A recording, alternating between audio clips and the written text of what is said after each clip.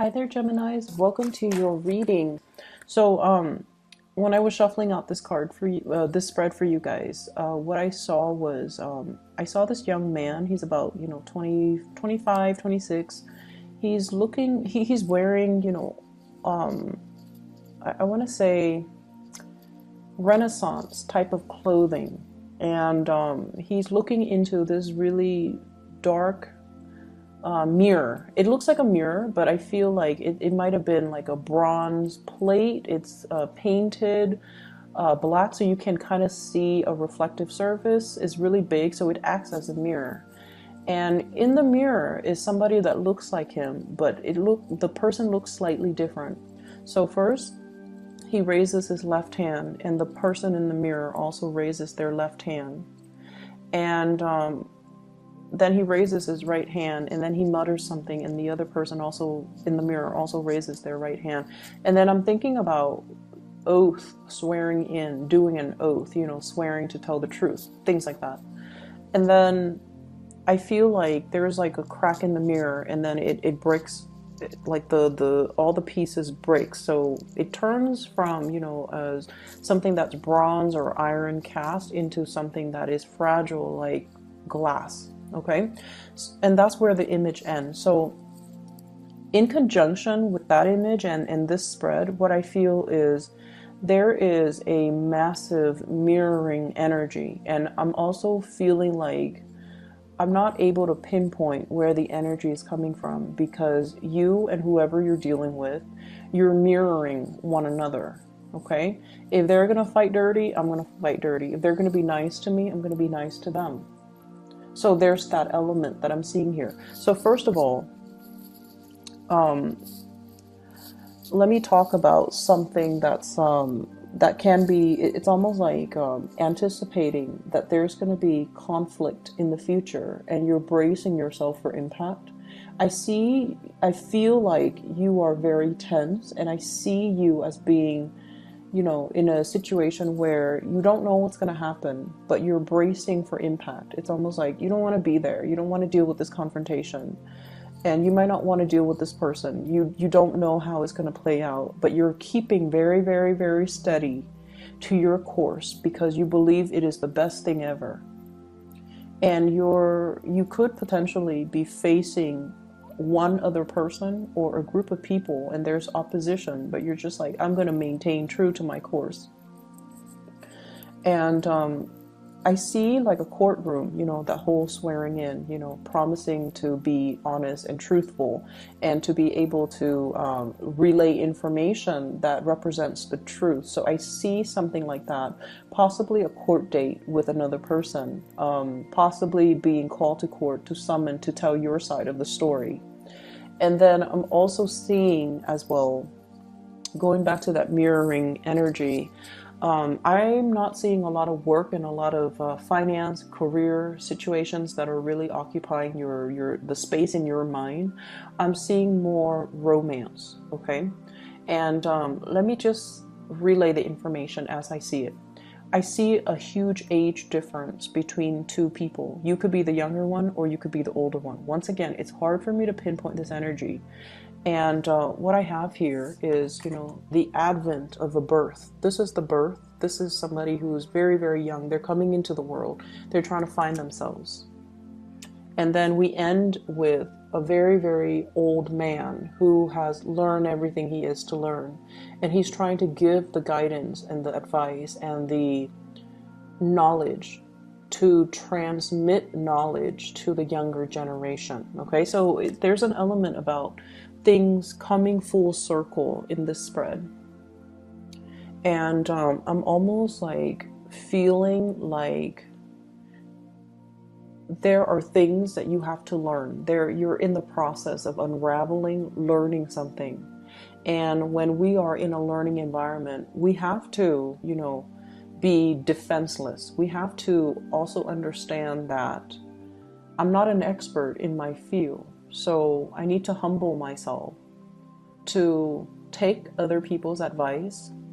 I need to humble myself to accept the fact that I don't know everything, and to listen to people's sage advice, to listen to people that are experts in their field, and to listen to people that have good reputation as being somebody who's, well respected, and they're known to give unbiased advice, or they're, just experts in their field. They know what they're talking about. I need to operate from that space where I'm open and receptive to new information, new ways of doing. And, I can still be critical of the information I'm getting, but I need to consult the right sources and the right types of people in order for me to, grow as a person. So I'm seeing here there is a lot of potential for growth, from this infant stage.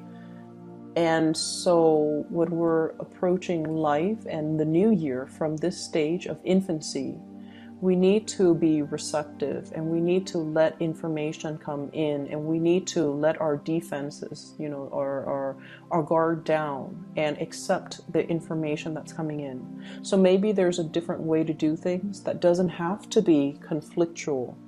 Maybe there's a wiser, a more exalted way to do things, where we can give of ourselves, where we can transfer knowledge, where we can allow new situations to thrive. Okay, so steering away from conflict and moving towards a situation where it's almost like making that sacrifice, letting the ego aside in order to allow new things to thrive, in order to allow new opportunities for new people to come into the picture. So that's what I'm sensing here. And I feel, once again, going back to that initial message that I got off track on, there is a relationship here where there's an age difference. And the reason I bring this up is a lot of the times age gaps, can indicate a generational rift between two people.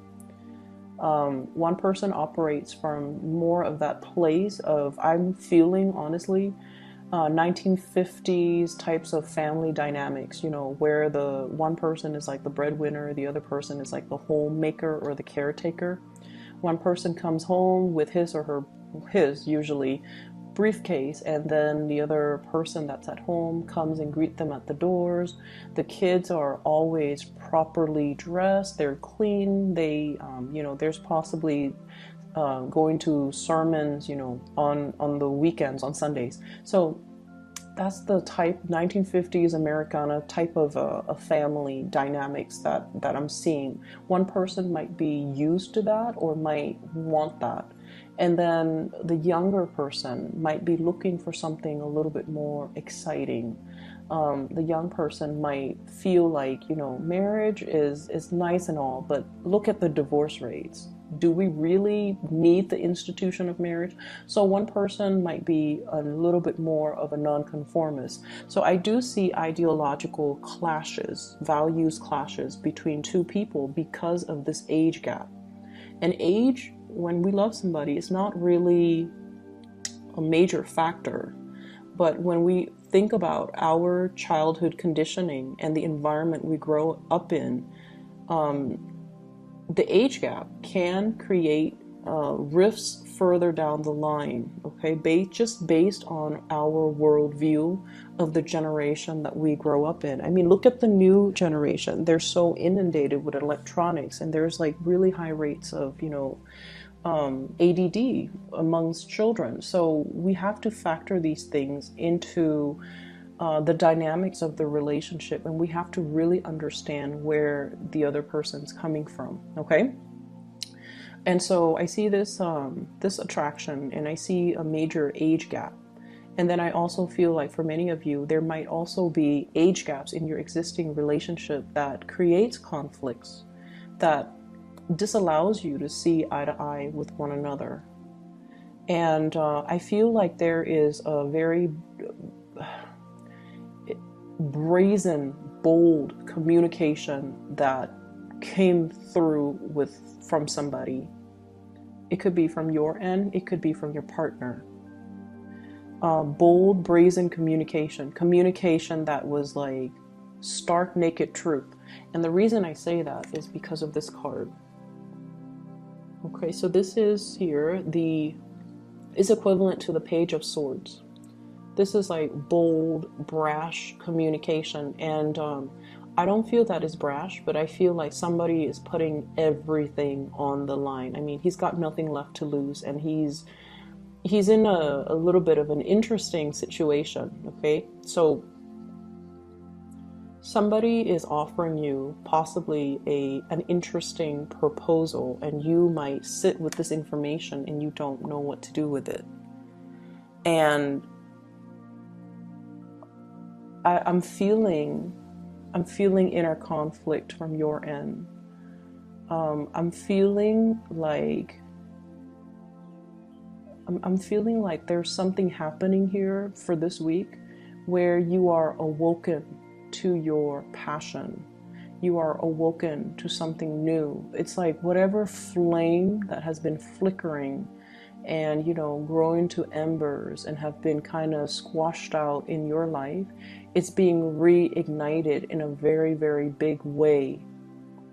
And it's being reignited by a person. I see a physical person coming into the picture. And the flames could be anger, or the flames could be love. It could be passion, or it could be lust. So however this operates for you, it's going to be different. But I definitely see a spark of passion, of something that you thought, you know, it's done and over with, it's gone. It's being lit up again. And so it could signal to me, you know, facing a conflict with somebody that gets your blood pressure up. Or it could be dealing with something that is new and passionate, and it's almost like either way there's some daring, provocative communication coming through, and you're sitting with it and you're like not really sure what to do. You're not really sure what to say, and you're not really sure what you need to do. I feel like some of you might be in a relationship and you're being solicited from outside your relationship, and you're just like, no, I'm good where I'm at. You know, I'm safe. I trust my partner. I don't know if I trust you 100%. So I feel like that's what I got. And then for others, I feel almost like you're afraid to go after this new spark of passion or pursue that person because you feel like, no, they're gonna break my heart. I like them a lot, but I don't feel like they like me to the same extent. They might just want to, you know, just sleep with me and then leave me, or they might not be looking for the same relationship that I'm looking for, or they're not as committed.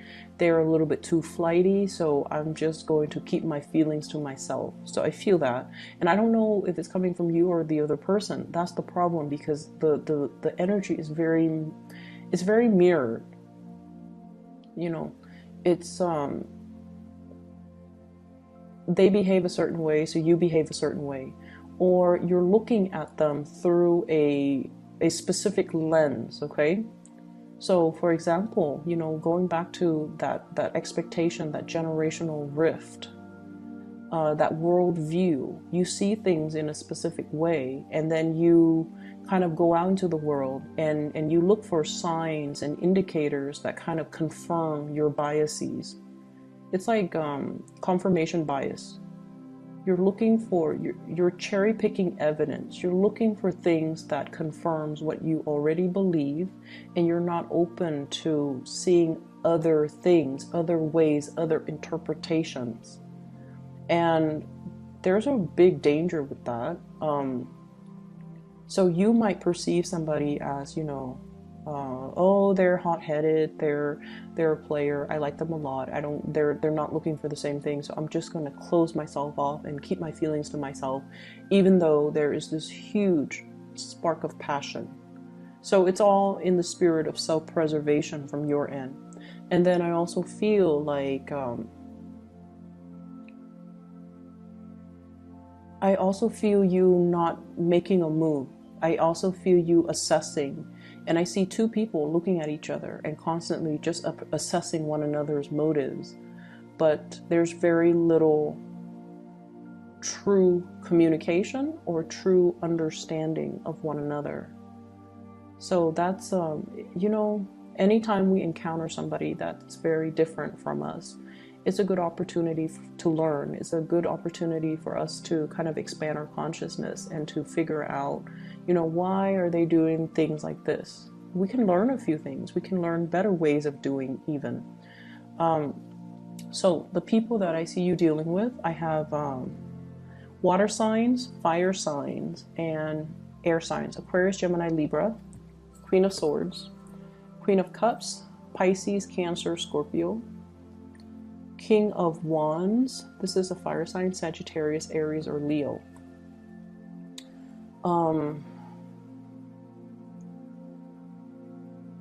I'm seeing somebody. I feel like, okay, so with the water sign, seems like there is a little bit of an ego clash, ego conflict. One person, like different interests, one person wants to do this, the other person doesn't find that entirely interesting. This is somebody who's a little bit more of a homebody. They're not in particular adventurous. Not that all water signs are not adventurous, so I apologize for the cross watchers, but this is somebody that likes the comfort of their homes, okay? They might have routines as well. And I almost feel like the communication might not be great. And then we have the air sign and the fire signs that are bringing, a lot of new passion, new ways of thinking, it's like they're expanding your consciousness, they're expanding your sense of possibilities, your optimism.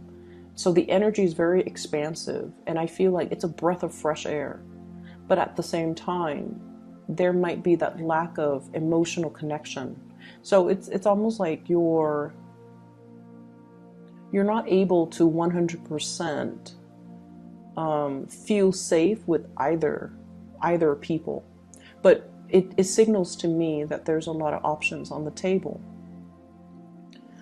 So I see the older person going for the younger person, possibly reaching out, giving them something, making an offer, giving an offer, or, being the one to break the ice, being the one to come forward, being the one to communicate. And either way, I feel like there's some really bold, brazen communication that came into the picture. And I feel like it ignited something within you that is very undeniable. And I feel like you kind of need to act on it, okay?